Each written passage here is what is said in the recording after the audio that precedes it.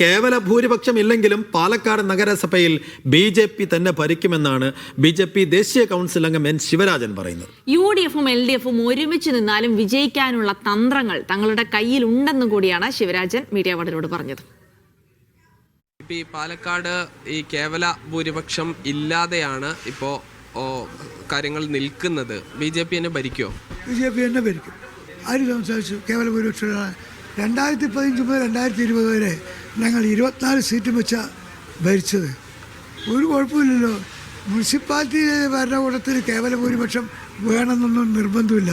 Chairman തെരഞ്ഞെടുപ്പിൽ ഏറ്റവും കൂടുതൽ വോട്ട് കിട്ടിയ ഒരു ചെയർമാനാകും. ഞങ്ങൾക്ക് 24. പക്ഷെ ഇപ്പോൾ ഒരു സ്വതന്ത്രനുണ്ട്. ആ സ്വതന്ത്രന് പിന്തുണ LDF-ഉം UDF-ഉം കൊടുത്തു കഴിഞ്ഞാൽ നിങ്ങൾക്ക് ചെയർമാൻ ഇല്ലാത്ത അവസ്ഥ വരില്ലേ? ചെയർമാൻ ഇലക്ഷൻ കഴിയട്ടെ. എത്ര ആൾ കോൺഗ്രസ് UDF-ലുണ്ട് നോക്കട്ടെ. അതിന് മുമ്പ് അതൊക്കെ എവിടെയൊക്കെ പോകും നോക്കട്ടെ. നിങ്ങളെ ഒരു പ്രാവശ്യം അവിശ്വാസ പ്രമേയം കൊണ്ടുവന്ന് ഓർമ്മയുണ്ടോ? ഞങ്ങൾക്ക് 24 സീറ്റുള്ളപ്പോൾ അത് 26 ഓർമ്മയില്ലേ? ഞങ്ങൾക്ക് രാമൻ്റെ മന്ത്രമല്ല കൃഷ്ണൻ്റെ തന്ത്രം അറിയും. ഭരിക്കും, ഞങ്ങൾ തന്നെ ഭരിക്കും. പാലക്കാട് ജനത ഞങ്ങളെ ഭരിപ്പിക്കാനാണ് വോട്ട് ചെയ്തിരിക്കുന്നത്. അതുപോലെ ആ അത്യാവശ്യം കണ്ട് UDF LDF ഭരിക്കണ്ട.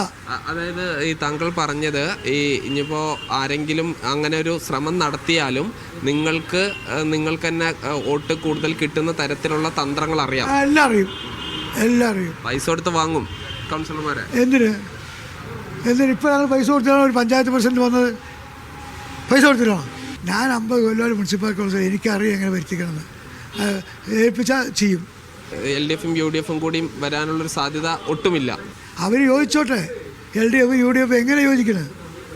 അങ്ങനെയാണെങ്കിൽ നമ്മുടെ MLA DCC ഓഫീസിൽ നിന്ന് എടുത്ത് UDF ഓഫീസ് LDF ഓഫീസ് കൊണ്ടുവയ്ക്കട്ടെ. അവർ നാണമില്ലല്ലോ യോജിക്കാൻ. ഇപ്പോൾ നിങ്ങൾ തന്നെ അധികാരത്തിൽ വരികയാണെങ്കിൽ ചെയർമാനും വൈസ് ചെയർപേഴ്സണും ഒക്കെ ആരാകും? എൻ്റെ പാർട്ടി നിശ്ചയിക്കും.